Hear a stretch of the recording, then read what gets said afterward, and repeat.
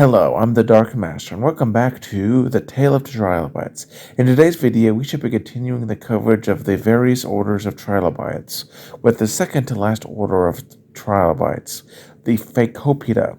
We shall be covering how they were studied by people, their diagnostic traits that can help you identify them, the diversity found within the group, their relationship to other trilobites, their ecology, and in the end, what may have happened to them.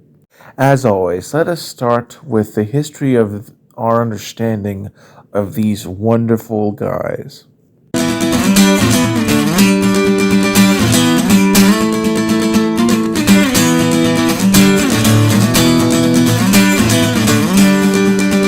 So the Phacopa actually have a very long history of study. The genus Calymenidae was the first trilobite to be scientifically described in 1822 by the French chemist, geologist, zoologist, and paleontologist Alexandre Brongniart, who basically is responsible for defining geology for the 19th century.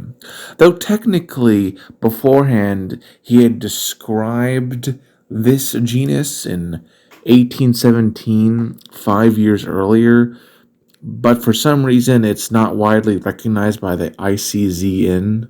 So instead we go with the, description made in 1822. The order as a whole would luckily never had the misfortune of being thrown into the Phacopida, which is a group I discussed in episode 4 of this series if you'd like to learn more about that dumpster fire. Indeed, it was recognized as their own order in 1864 by noted English naturalist, geologist, and paleontologists John Williams Salter. From there, 3 suborders, Calymenidae, Cherurina, and Phacopina, were established and further strengthened as a monophyletic grouping. Further finds in the 1990s, especially by Richard Forte, found that all 3 of these suborders had protoaspids, aka larvae, with 3 distinctive pairs of marginal spines, finally ensuring that the order was indeed valid. There would be no further divisions, as we have seen in other orders, and has been relatively solid as of terms of internal relationships. Now that we've covered their history of study, let us discuss their diagnostic traits of this order, so that you can potentially identify them in the field should you happen to find one.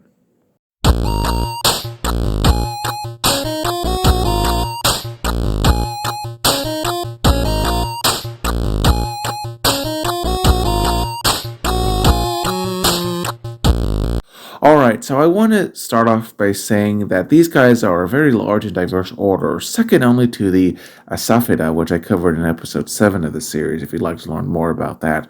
So everything here I say will have exceptions, and you should absolutely check out your local museum for any trilobite you find, especially if it's a Phacopida, as they can help you a lot more than I can, especially when it comes to this order. But back on topic in terms of diagnostic traits, starting with their head or cephalon, their facial structures are usually either gonoparian or proparian. By the way, if any of these terms confuse you, please check out the second video of this video series where I cover a lot of trilobite terminology and anatomy in a lot more detail. I don't want to do it here because that would be repetitive and just wouldn't be very engaging. The hypostome is usually conterminant or impedant. Usually they have 4 or less glabellar furrows, and the preglobular lobes are present here. Next we come to the eyes, and you may be thinking, and indeed perhaps the one trait that is most famous for this specific order, is that they have schizochoroidal eyes, unlike the holochoroidal eyes of other trilobites, which consist of a series of lenses in the thousands that touch each other to form a sort of grid. Schizochoroidal eyes instead, however, that we see here, have fewer lenses, only about 200 or so, which were larger and separated by a scleria. These emerged in a method called paedomorphism, which is the retention of juvenile traits into adulthood. And indeed, they do resemble the eyes of immature Cambrian trilobites, but we'll return to that later. And they do have implications on these guys' ecology, but again, we'll return to that later in this video. However, for as much buzz as these specific special eyes get, they're not as useful for IDing as some of the other head/cephalon traits I mentioned earlier. For one thing, they are only found in one of the three suborders, the Phacopida, and the other two just completely lack them. And on several occasions, they have been secondarily lost, these eyes, especially in deep water forms. So while yes, they are useful, you probably shouldn't rely exclusively on the eyes to ID these guys. I just figured that they are such a notable part of their traits that it's worth mentioning. Moving on from the head and going to the thorax or body, there are usually 8 to 19 segments, usually furrowed and broad. And finally going to the pygidium or tail segment, it is usually micropygius, aka much smaller than the head, or subisopigus, aka slightly smaller than the head. It is usually round to triangular in shape, and it is either smooth or heavily spined/lobed. Now that we've covered the diagnostic traits, let us now cover the diversity to be found within the order Phacopida and see what there is.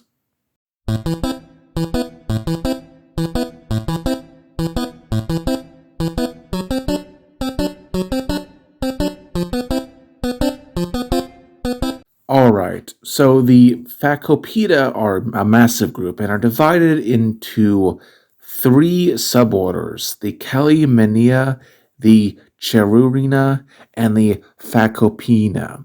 Let us start with the oldest of the three first, those being the Calymenidae, which are distinguished by having a cephalon or head that is a gonatophorian sutures in nature, a glabella that is narrow in the front but broader in the back, and a countermittent hypostome. Their thorax usually only has 11 to 13 segments with rounded tips, and their pygidium is usually pretty simple, lacking any notable spines or shaping. The Calymenidae are divided into 5 families, starting with the most famous of them, the Calymenidae, which is also the largest, containing around 33 genera, including Colopocorifini, Diacalymeni, Flexicalymeni, and Calymene, which, most famously gave the suborder its name as well as the family, and was one of the first trilobites to be scientifically described, as I mentioned earlier. Next, we have the Bavarialidae, which is much smaller, containing only 2 genera, of which the most notable one is Bavarialia itself. As you may have guessed, it comes from Bavaria, Germany. The Bathychelidae is a bit larger, containing 3 genera, the most notable being the genus Bathychelis. Then we have the Phaerostomatidae, which is a good deal larger, containing 7 genera, the most notable one being Phaerostomia itself. Last but not least, you got the family Homalonotodidae, which is a bit bigger, containing 17 genera, the most notable one being Trimeris, which we'll talk about later in this video.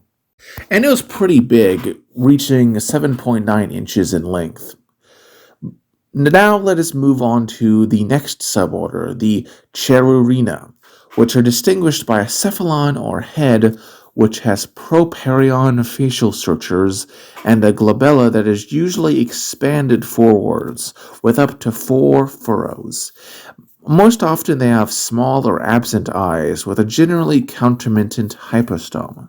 Going down to the body or thorax, they generally had 8 to 19 segments, often tipped with spines.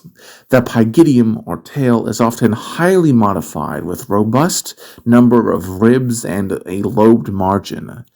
They also had a highly tuberculate exoskeletons. They were slightly less diverse, though, with only 4 families, but the 4 families are much larger. Starting with the smallest family, the Pelicidae, they contain 18 genera, the most notable one being Parapitcaceae. The next family, the Pliomeridae, is larger, containing 42 genera. Notable ones include Placopauria, Pseudocybele, Plionera, Plionerina, and Ovalocephalus. As a family, they were restricted to the Ordovician from around 478.6 to 445 million years ago. The next family, the Incrinuridae, is the largest, containing around 50 genera, but sometimes you'll see a fifth family, the Staurocephalidae, in some sources, but from what I can tell, according to most recent estimates, it's been subsumed into this one, so, you know. Back on topic, the Incruridae is notable for many species, which have been described as having clown noses, seen in such genera as Baltazomia, Incrinoides, Staurocephalus, Wallacea, and Phrenichroides.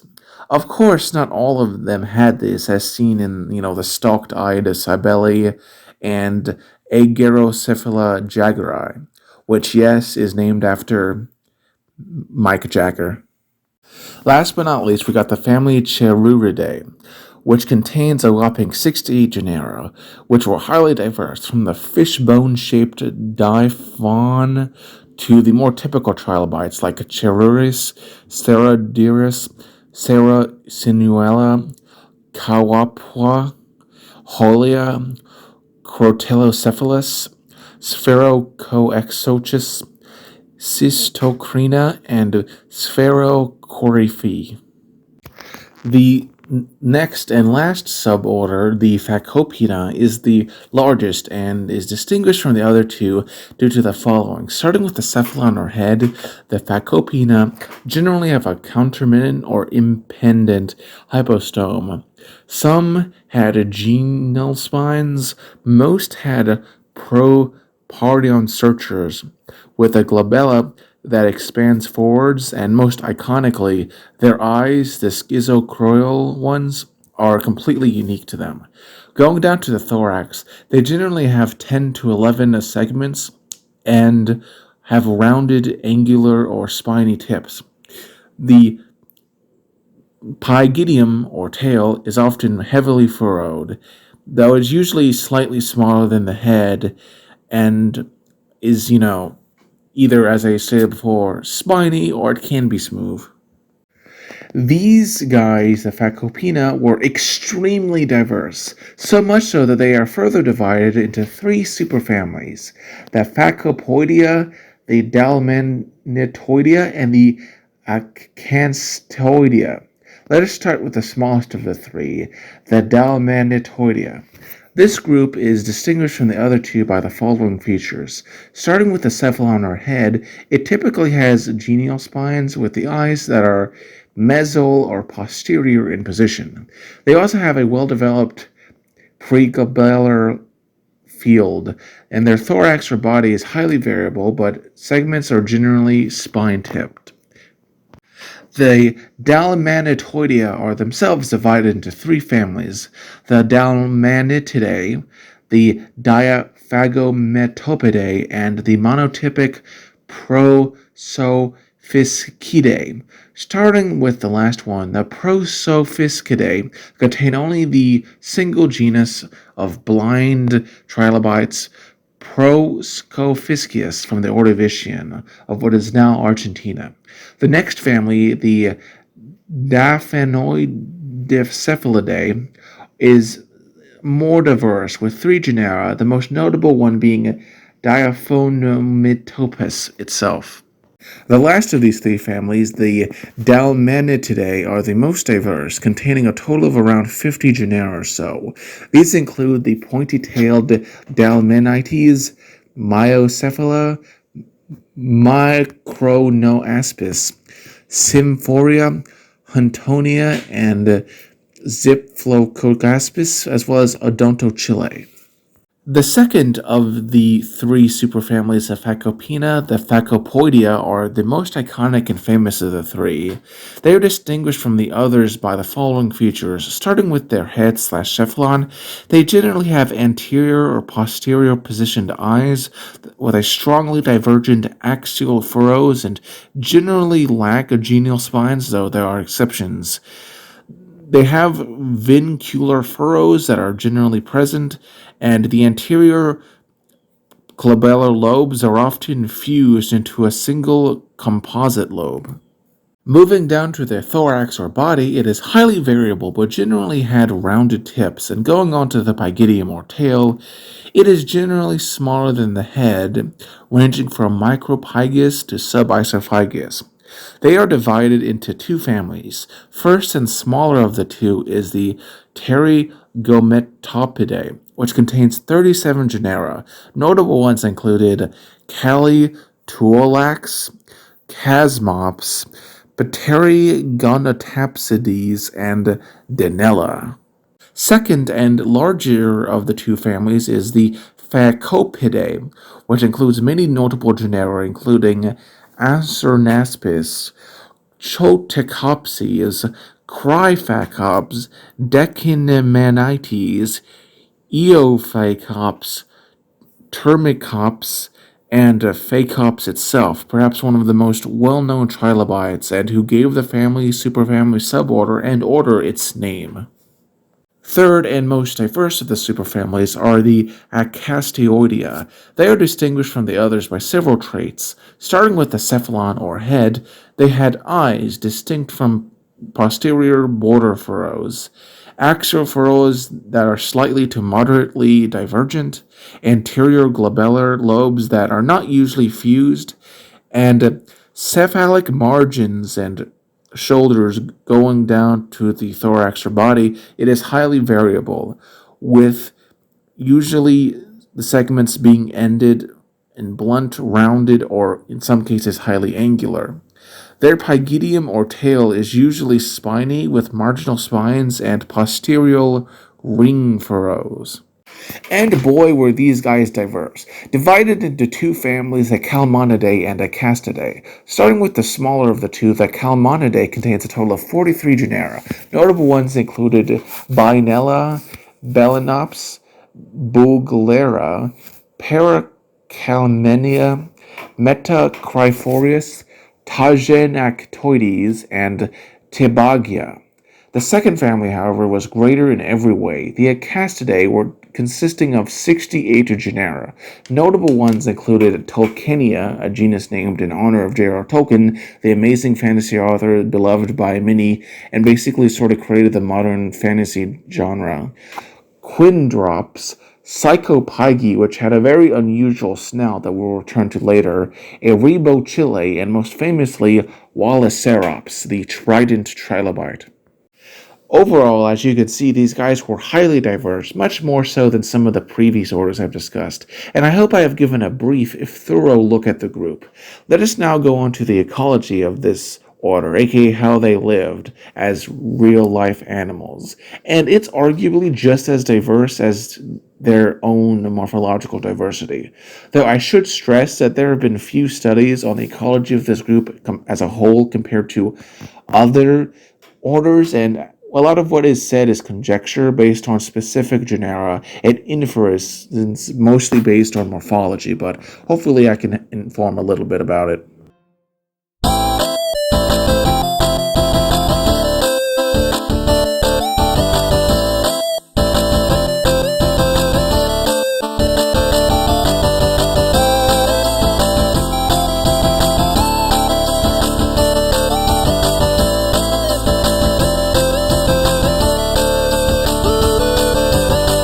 Alright, in terms of basic lifestyle, it seems that most Phacopids sort of lived your basic standard trilobite existence, g- going around on the seafloor and around early reefs as, you know, generalist bottom feeders.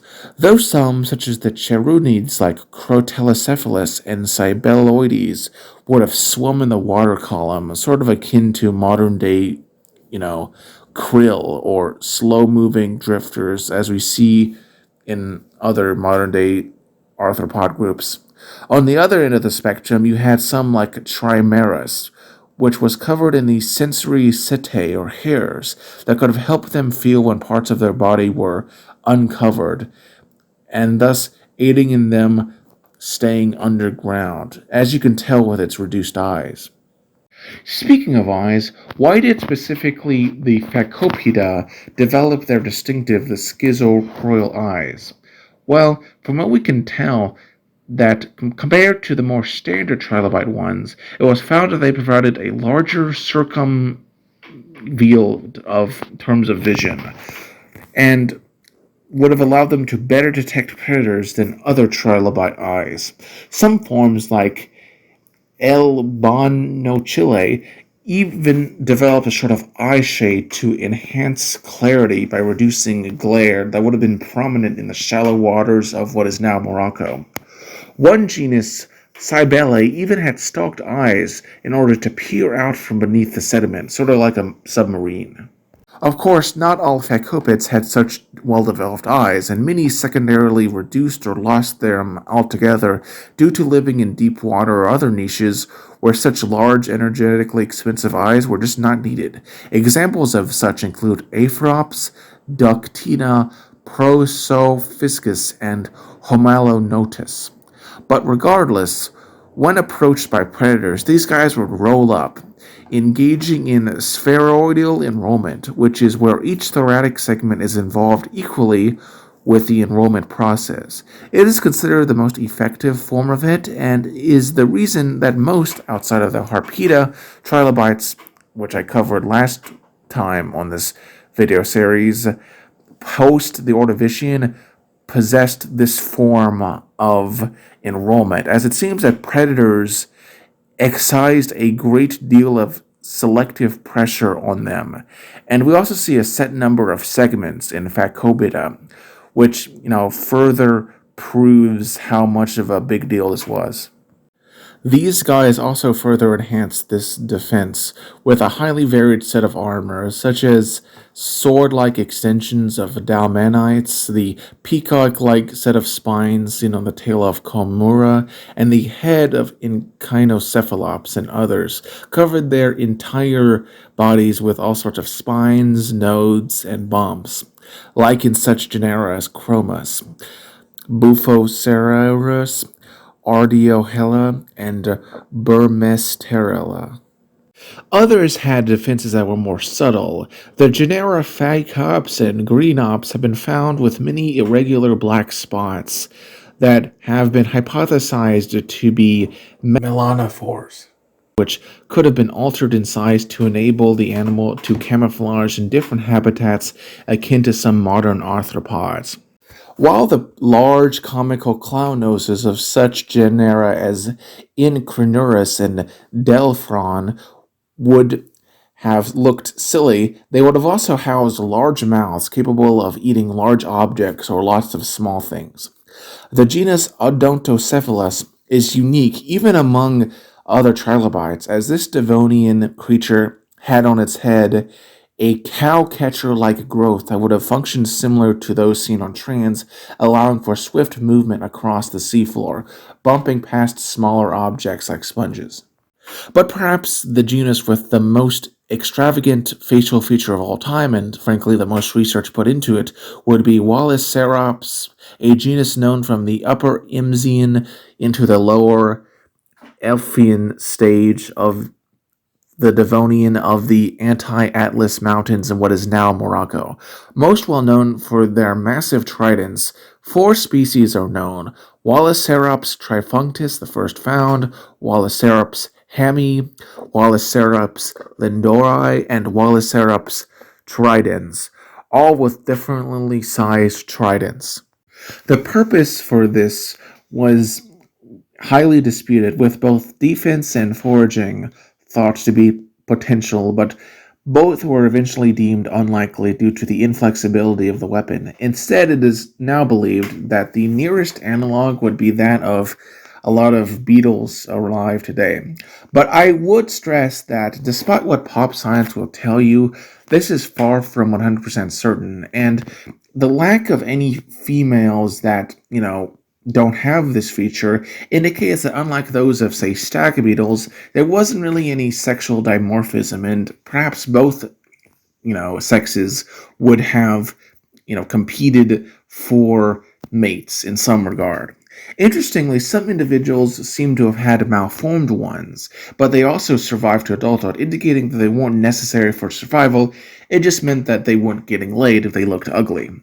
Overall, the ecology of this group was as varied as their diversity of species.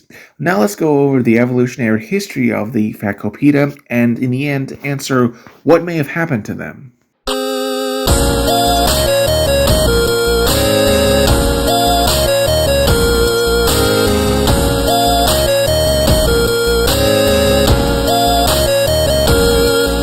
Alright, so the origins of Phacopida are actually some of the most disputed of all trilobites. The oldest non-contentious members of the order date to the Madocian, which is the earliest stage of the Ordovician, around 485.4 million years ago, named after the village where those deposits were, first established. Though, like all trilobite orders, they likely actually originated in the Upper Cambrian, but we just haven't really found where they come from. But it's probably either from the Phacopida or Red Liquida. At this time, they were just a minor part of the second great trilobite fauna, accompanied by the Asaphida, who were the most dominant group of trilobites for the Ordovician. Following the end Cambrian extinction, which diminished a lot of older, earlier groups, the end Ordovician mass extinction event saw the end of the Asaphids, as well as finished off the last stragglers of the Agnostids and Pidicoparids. After this, the Phacopids rapidly diversified in the following Silurian and Devonian, and alongside the Protids became the dominant group of trilobites. There were also, some harpids and odontoplurids, which sort of formed the last great radiation of trilobites. Sadly, this second golden age of renewal was not to last. The Devonian, as I've explained multiple times in the past, ended with a pair of large extinction events. The Kellwesser event and the Hagenberg event, often called the End Devonian mass extinction event. Phacopids were hit extremely hard by the first of these two events, with two of the suborders, the Calymenidae and the Cherulina, being wiped out, and were mostly deep water at that point. The third suborder, the Phacopida, actually survived and maybe would have had a chance to rediversify had it not been for the second event that I mentioned earlier, which finished the last one of these guys off. As for why they went extinct, well, unlike with some other orders, there's probably not really a single cause that can be listed, as they were extremely diverse and adaptable and filled various niches. But it seems that the severity of the end Devonian mass extinction event was just too much. A particular weakness would have been their larvae. You see, the Phacopida, much like pretty much all trilobite orders outside of Protida, had larvae that lived as plankton. This would have made them very vulnerable to widespread anoxia caused by the spreading of land plants, which would have broken up rock, causing it to basically, sort of go into the water via soil creation, and would have just been released into the sea, releasing up until then a level of nutrients that they really hadn't experienced before, leading to massive algal blooms, which got rid of all the oxygen and thus killing the babies. It would have also choked out the last of the adults, as they were now restricted to the shallow waters at this point, and their deep water kin had already perished. Really, had this event been, say, one extinction event, akin to, the other big five instead of multiple ones, they may well have survived, as well as some other groups like Placodons or, other such things such as Harpida, and maybe have given rise to a second dynasty, but sadly, that just wasn't to be. In the end, what can we learn from the Phacopida? Well, we learned that while intrinsic attributes like key eyesight or flexible diversity can lead to a great success in the end, even the best of us can still falter in times of strife, and that we shouldn't beat ourselves up if we make mistakes, and understand that failing is just as part of much of a life as success. Anyway, I'm the Dark Master, and if you liked this video, liked it, but if you loved it, please consider subscribing and sharing it around. Next time, in the pre-ultimate episode of The Tale of the Trilobites, we shall be covering the last, both figuratively and literally, order of trilobites, the Protida. Take care and have a wonderful day.